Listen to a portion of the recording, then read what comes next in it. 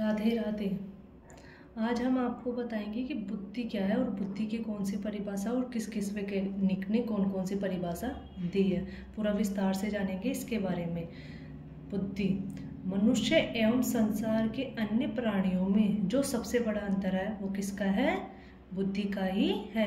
और इसी के बल पर संसार के प्राणियों में मनुष्य श्रेष्ठ प्राणी है।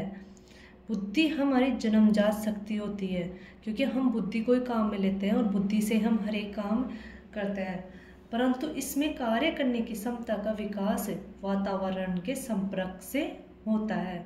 जब बुद्धि का विकास होता है, जैसे हमारी बुद्धि पर जैसे कुछ वातावरण हमारा सकारात्मक होता है तो हमारे ऊपर सकारात्मक प्रभाव पड़ता है, और अगर नकारात्मक होता है तो हमारी बुद्धि पर नकारात्मक प्रभाव पड़ता है। इसलिए हमें जैसा वातावरण मिलता है हमारी बुद्धि पर असर करता है वो। अब देखते हैं बुद्धि की कौन कौन सी अवधारणाएं या कौन कौन से वैज्ञानिक ने क्या क्या परिभाषाएं दी है। पहले आते हैं अल्बर्ट बीने। अब इसने कौन सी परिभाषा दी है? बुद्धि इन 4 शब्दों में निहित है। कौन कौन से में? ज्ञान, आविष्कार, निर्देश और आलोचना में। अब आते हैं टर्मन ने कौन सी दी है? बुद्धि अमूर्त विचारों को समझने की शक्ति है। किसको? अमूर्त विचारों को समझने की, जिसमें कोई भी शास्त्रकार दिखाई नहीं देता है, यानी जो कुछ दिखाई नहीं देता वही अमूर्त विचार होते हैं, जो हमारे दिमाग में रहते हैं वही अमूर्त विचारों को समझने की शक्ति निहित होती है। अब आते हैं वुडवर्थ ने क्या कहा है कि बुद्धि कार्य करने की विधि है। और अब आते हैं गाल्टन ने क्या कहा है कि बुद्धि समझने व पहचानने की शक्ति है। जो हमारी समझने की और हमारी पहचानने की शक्ति ही बुद्धि को कहा जाता है। थॉर्नडाइक ने कहा है कि बुद्धि सत्य व तथ्य को पहचानने व तर्क की शक्ति है। थॉर्नडाइक ने क्या कहा है कि तथ्य जो भी हमारे सत्य पर आधारित होती है, बुद्धि उसी तर्क और शक्ति को पहचाना जाता है, वही बुद्धि होती है। अब आते हैं हम गैरेट कि इसके कौन कौन से प्रकार है। अब गैरेट के अनुसार कौन से प्रकार और थॉर्नडाइक के अनुसार कौन से प्रकार है? यांत्रिक और मूर्त गामक और अमूर्त शाब्दिक और सामाजिक। और थॉर्नडाइक ने कौन सा कहा है? मूर्त गामक और यांत्रिक, दूसरे नंबर पर अमूर्त शाब्दिक और तीसरे नंबर पर सामाजिक।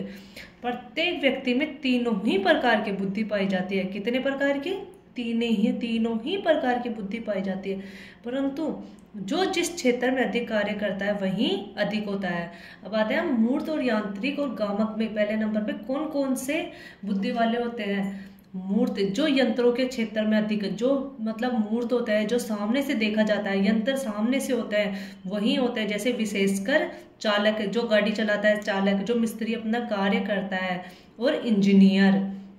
अब आते हैं अमूर्त शाब्दिक, जो जैसे वार्तालाप के जरिए अपनी बातों को समझाया जाता है, वह अमूर्त होता है। जैसे कि शब्दों को समझने वाली बुद्धि विशेष कर शिक्षक, व्याख्याता, विद्यार्थी, दार्शनिक और आदि में। अब आते हैं सामाजिक वातावरण में रहने वाले जो सामाजिक कार्य करते हैं वो आते हैं सामाजिक बुद्धि में। सामाजिक वातावरण में व्यवहार से संबंधित बुद्धि सामाजिक कार्यकर्ता, वकील, समाज सेवी और राजनेता आदि ही जो सामाजिक कार्य करते हैं वही सामाजिक कार्य की बुद्धि में आते हैं। बुद्धि का सिद्धांत किस किसने दिया था उसके बारे में बताते हैं। जैसे एक कारक, एक तत्व और एक खंडात्मक, ये किस किस वैज्ञानिक ने दिया था और इसको किस किस ने प्रस्तुत किया था? अल्फ्रेड बीने ने, टर्मन ने और स्टर्न ने। अब इन्होंने क्या क्या कहा था? इस सिद्धांत के अनुसार हमारी बुद्धि में एक ही कारक होता है जो सभी कार्यों के लिए जिम्मेदार होता है। क्या कहा था? एक ही कारक होता है। और कुछ विद्वानों ने इसका खंडन किया है। जॉनसन ने इसे क्या कहा है? निरकुंसवादी बुद्धि सिद्धांत कहा है, कि जिसमें केवल अपना ही सत्व या अपना ही दायित्व निहित करता है, औरों का उसमें कोई भी महत्वपूर्ण रोल नहीं होता है। तो वो कौन सा हो गया? निरकुंसवादी बुद्धि सिद्धांत कहा गया है। अब आते हैं हम द्विकारक, द्वितत्व और द्विखंड बुद्धि। ये कौन से वैज्ञानिक ने प्रस्तुत किया था? इसको स्पीयरमैन ने। और इन्होंने क्या कहा था? इस सिद्धांत के अनुसार हमारी बुद्धि में 2 कारक होते हैं। अब कौन कौन से होते हैं? एक तो वातावरण द्वारा अर्जित और एक सामान्य द्वारा अर्जित। अब जैसे ये डायग्राम है, इसके आधार पर बताते हैं आप लोगों को। जैसे कि सामान्य कारक होता है। अब वातावरण से अर्जित कौन कौन से होता है, तो ये वातावरण से अर्जित बहुत सारे, जैसे हमें वातावरण के अकॉर्डिंग, जैसे हम कुछ भी जाते हैं, कहीं पे भी जाते हैं, तो हम जहाँ पे जैसा वातावरण रहेगा हम उसी तरीके से अपनी बुद्धि अर्जित करेंगे। इस सिद्धांत में सामान्य तथा अविशिष्ट के कारक बताए गए हैं। इसके अनुसार जी कारक जन्मजात होता है, सामान्य कारक कौन सा होता है, जन्मजात होता है, और इसमें किसी प्रकार का कोई भी परिवर्तन संभव नहीं है। जबकि एस कारक में परिवर्तन संभव होता है। जैसे कि एस कारक जैसे हमारे वातावरण से संबंधित होता है, इसलिए उसमें क्या होता है, परिवर्तन संभव होता है। एस कारक वातावरण से अर्जित होता है, इसमें परिवर्तन संभव है। एस कारक असंख्य होते हैं। जी कारक के मध्य में एस के कारक जी कारक के चारों ओर घूमते हुए कार्य करते हैं। एस कारक जी कारक के आदेश पर ही आदेश की पालना करता है। किसके आधार पर, एस कारक किसके आधार पर पालना करता है, जी के आधार पर। जी मतलब जो जैसा कहेगा, जी जैसा कहेगा, एस को वैसा ही करना पड़ेगा। अब जॉनसन ने क्या कहा है, इसके लिए क्या खंडन किया है। जॉनसन के अनुसार यह सिद्धांत राजतंत्रात्मक बुद्धि सिद्धांत है, क्योंकि यहाँ पे जी कारक राजा की तरफ हुक्म दे रहा है। किसकी तरह, उसको तो क्या कहा था, एक खंडवाद, जिसमें अकेला आदमी अकेला कार्य करता है। और इसमें क्या करता है, इसमें राजा हुक्म देता है, जैसे राजा अपने सिपाहियों को हुक्म देता है, उसी तरह जी भी क्या दे रहा है, एस कारक को एक हुक्म दे रहा है और प्रजा की तरफ वह क्या कर रहा है, कार्य करता है। स्पीयरमैन ने द्विकारक बुद्धि सिद्धांत 1904 में ही दिया था। कौन से सन में दिया था, 1904 में ही दिया था, तथा यह स्वयं ने ही 1911 में इस सिद्धांत को बदलकर कौन सा कर दिया था, त्रिखंडात्मक बुद्धि का सिद्धांत प्रस्तुत किया गया था, जिसके अनुसार हमारी बुद्धि में एक समूह कारक खंड पाया जाता है। क्या पाया जाता है, एक समूह खंड पाया जाता है, जिस खंड में जी व एस कारक समूह में होते हैं। अब आते हैं हम तीसरे नंबर पर, समूह कारक बुद्धि का सिद्धांत किसने दिया था। अब ये कौन किसने दिया था, थर्स्टन, सहयोगी और कैलोनी ने। क्या किया था, सहयोगी कैली ने इसका समर्थन किया था। थर्स्टन व कैली ने अपनी पुस्तक पीएमए, कौन सी पुस्तक, पीएमए, प्राथमिक मानसिक योग्यता में बताया है कि हमारी बुद्धि में कुल कितने कारक पाए जाते हैं, 13 कारक पाए जाते हैं और समूह में पाए जाते हैं, जिनमें से 7 कारक जिनका संबंध किससे होता है, हमारे दैनिक जीवन से होता है, वो महत्वपूर्ण होता है। और एग्जाम में आपको लोगों से ये प्रश्न पूछ लिया जाएगा कि कैली ने स्वतंत्र रूप से कौन सी पुस्तक का निर्माण किया था। Cross roads in the mind of man में विचार दिया था कि कुल कितने कारक होते हैं, 9 कारक होते हैं और सभी महत्वपूर्ण है और समूह में पाए जाते हैं। अब आते हैं हम बहुकारक और बहुत तत्व का सिद्धांत। ये किसने दिया था, आपके एग्जाम में ये कई बार प्रश्न पूछा गया है कि बहुकारक बहुत तत्व का सिद्धांत किसने दिया था, तो ये किसने दिया था, थॉर्नडाइक ने दिया था। और इसमें इन्होंने कौन से सिद्धांत के आधार पर दिया था, बालुका और परमाणुवाद का सिद्धांत के आधार पर दिया गया था। इसमें इसकी ऊंचाई, चौड़ाई और गहराई के आधार पर इन्होंने अपना सिद्धांत सिद्ध किया था कि इसके एक बहुकारक मतलब असंख्य बहुकारक असंख्य होते हैं, जिसमें बालुका और परमाणुवाद का सिद्धांत दिया गया था। जॉनसन के अनुसार इस सिद्धांत में किसी एक कारक को सहयोग सभी कारक करते हैं। अर्थात क्या करते हैं, जॉनसन के अनुसार इस सिद्धांत को किसी भी एक कारक को सभी कारक सहयोग करते हैं, अर्थात सहकारिता का दृष्टिकोण होता है। इसमें एक प्रजातांत्रिक बुद्धि का सिद्धांत है। थॉर्नडाइक ने क्या कहा था इसके बारे में, थॉर्नडाइक के अनुसार हम जो भी कार्य करते हैं उस कार्य के अलग अलग कारक ही जिम्मेदार होता है, उसमें एक कारक उसके लिए जिम्मेदार नहीं होता है। अब आते हैं हम 5वें नंबर पर, तरल व ठोस बुद्धि का सिद्धांत किसने दिया था। अब इसका प्रस्तुतकर्ता किसने दिया था, आरबी केटल ने। अब तरल बुद्धि के बारे में क्या बताया गया है, यह एक जन्मजात बुद्धि होती है, मतलब ये जन्म से ही बुद्धि होती है, जिसमें किसी भी प्रकार का परिवर्तन संभव नहीं है और यह हमारी मतलब जिंदगी में दैनिक कार्यों में ही बहुत उपयोगी होती है। अब ठोस बुद्धि के बारे में आते हैं, यह वातावरण से, किससे, यह वातावरण से जनित एवं अनुभवों पर आधारित होती है और यह हमारी सफलता में इसका बहुत बड़ा योगदान होता है। और यह मतलब असीमित होती है कि यह मतलब कोई सीमित नहीं होती है, जबकि तरल बुद्धि सीमित होती है, इसकी कोई सीमितता नहीं होती है कि यह आगे से आगे बढ़ाई जा सकती है। अब आते हैं हम त्रिविनियम का सिद्धांत और त्रिवर्गीय का बुद्धि का सिद्धांत किसने दिया था? इसके प्रस्तुतकर्ता कौन है? स्टर्नबर्ग। और इन्होंने क्या कहा था, कौन कौन सा सिद्धांत दिया था? जैसे अनुभाविक बुद्धि जो कि अनुभव के अनुसार होने वाला कार्य, और प्रासंगिक बुद्धि को किसके आधार पर होती है? जब कोई कार्य व्यवहार किसी प्रसंग अनुसार होता है, और जब हम किसी वातावरण के अनुसार करते हैं तो उसे कौन सी बुद्धि कहते हैं? वातावरणीय बुद्धि। इस सिद्धांत के अनुसार हमारी बुद्धि में कितने घटक होते हैं? 3 घटक होते हैं, जिनमें प्रासंगिक, अनुभाविक और वातावरणीय घटक होते हैं। इस सिद्धांत के अनुसार व्यक्ति की कार्य प्रणाली किसके ऊपर? घटकों के संगठन पर निर्भर करती है। किसके ऊपर निर्भर करती है? घटकों के संगठन पर निर्भर करती है। बातें हम लेवल फर्स्ट और लेवल सेकंड की बुद्धि, इसके प्रस्तुतकर्ता कौन थे? जॉनसन। और लेवल फर्स्ट में कौन सी बुद्धि आती है? जन्मजात बुद्धि, और जबकि लेवल सेकंड में अर्जित बुद्धि। वैसे तो तरल और ठोस की बुद्धि भी ऐसे ही है, बट उसमें तरल और ठोस बुद्धि का सिद्धांत दिया है, और जबकि जॉनसन ने इसे जन्मजात और अर्जित बुद्धि का सिद्धांत दिया है।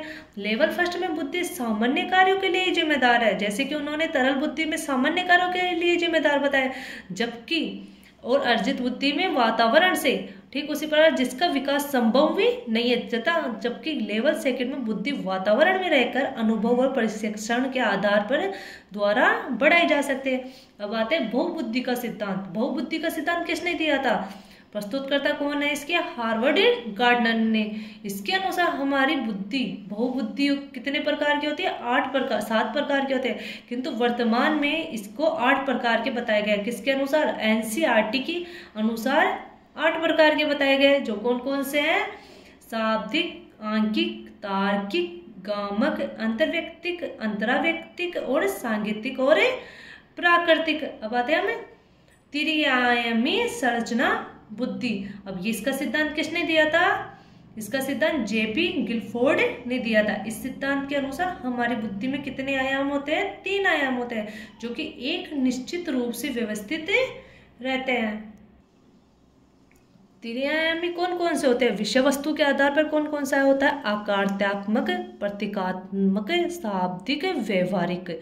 और सक्रिय का आधार पर स्मृति, संज्ञान, अभिसारी, अपसारी और मूल्यांकन। और उत्पादन के आधार पर कौन कौन से होते हैं? इकाई, वर्ग, संबंध, पद्धति, रूपांतरण एवं अनुप्रयोग। 1967 में इसे स्पष्ट C गुणा O गुणा P कितना हो जाता है? 120। उसी आधार पर C गुणा O गुणा P कितना हो जाता है? 125। और 1980 के बाद में इसको 180 बताया गया है। जैसे 1967 में ये विषय वस्तु है, फिर इससे ये सक्रिय का उत्पादन होता है। किसका होता है? सक्रिय का उत्पादन होता है। इसके कुल खंड कितने बताए गए हैं? 120 खंड बताया गया है। और 1980 के बाद में 77 में 150 खंड हो गए हैं इसके, और 80 में 180 खंड के आधार पर सिद्ध किया गया है। उसी प्रकार अब आते हैं आश्चर्यजनक बुद्धि का सिद्धांत। प्रस्तुतकर्ता कौन थे इसके? BS बलूम ने। और इन्होंने कौन सी परिभाषा दी है? हमारे शरीर में बुद्धि जैसी कोई विशेषता नहीं पाई जाती है। इन्होंने तो बता दिया है कि बुद्धि जैसी कोई विशेषता होती ही नहीं है। क्या बताया इन्होंने? बुद्धि जैसी कोई विशेषता होती ही नहीं है, तो इसीलिए इनकी बुद्धि सिद्धांत का क्या नाम रखा गया है? आश्चर्यजनक बुद्धि का सिद्धांत। अब आते हैं हम प्रतिदर्श न्यायादर्श नमूना सिद्धांत। इसके प्रस्तुतकर्ता कौन है? थॉम्पसन। इस सिद्धांत के अनुसार हमारी बुद्धि में कार्य करने की क्षमताओं से संबंधित प्रतिदर्श सैंपल होते हैं। इन्होंने क्या बताया है कि सैंपल होता है, एक नमूना होता है, जो कि हमारी बुद्धि में क्या पाया जाता है? एक सैंपल और नमूना, जो हमें किसी भी कार्य को करने के लिए आगे बढ़ाते हैं। अब आते हैं हैब ने कौन सी बुद्धि का सिद्धांत दिया है? क और ख की बुद्धि का सिद्धांत। इस सिद्धांत के अनुसार हमारी बुद्धि में क और ख प्रकार के पाए जाते हैं। वही बताया गया है इन्होंने भी, जैसे पहले बताया था उन्होंने, ठीक उसी प्रकार इन्होंने भी वही बताया। जैसे आरबी कैटल ने बताया था कि तरल और ठोस बुद्धि जिसमें जन्म अर्जित और जन्मजात होता है। बाद में बताया था जॉनसन ने बताया था, उन्होंने भी जन्मजात और अर्जित बताया था। ठीक उसी प्रकार इन्होंने अपने सिद्धांत का नाम बदल कर क और ख की बुद्धि रख दी। ठीक उसी प्रकार क जन्मजात होता है और ख अर्जित होता है। अब आते हैं स्वेगात्मक बुद्धि का सिद्धांत। ये आपके एग्जाम में कई बार पूछा है कि स्वेगात्मक बुद्धि का सिद्धांत कौन होता है और ये किसने दिया था। उचित समय पर उचित मात्रा में जो कि हमारे स्वेग होते हैं वो पैदा करना होता है। जैसे अरस्तु ने कहा था कि स्वेग कौन कौन से होते हैं, जैसे कि क्रोध, दुख, गुस्से आदि स्वेग होता है। जैसे क्रोध करना आसान है परंतु उचित समय पर उचित मात्रा में क्रोध करना क्या होता है, बहुत मुश्किल होता है। लोगों को बहुत जल्दी गुस्सा आ जाता है। जैसे कोई किसी ने कुछ बात कह दी तो हमें गुस्सा आ जाएगा, तो हमें पता नहीं है ना कौन से समय पे कौन सा गुस्सा करना चाहिए, कौन से समय पे क्रोध करना चाहिए। तो इन्होंने वही बताया कि स्वेग के आधार पर होता है कि आदमी को उचित मात्रा में क्रोध करना बहुत मुश्किल होता है। सर्वोत्तम इस प्रकार का विचार अमेरिकी विद्वान किसने दिया था, जॉन मेयर और पीटर सेल्वोन ने क्या दिया था, जिनके अनुसार स्वयं के आधार पर किसी भी व्यवहार को संतुलित किया जा सकता है। और कौन से सन में दिया गया था, उन्होंने 1990 में। अमेरिका विद्वान डेनियल गोलमेल ने इस बुद्धि का सिद्धांत के रूप में प्रस्तुत किया है।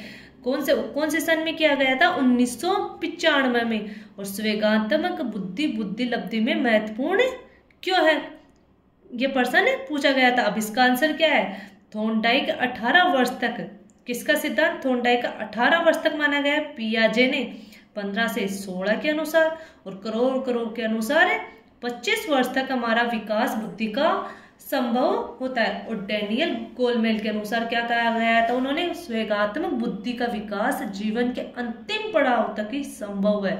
यदि एक व्यक्ति अपने स्वेगों पर नियंत्रण करना सीख लेता है तो वह किसी भी कार्य को सफल बना सकता है।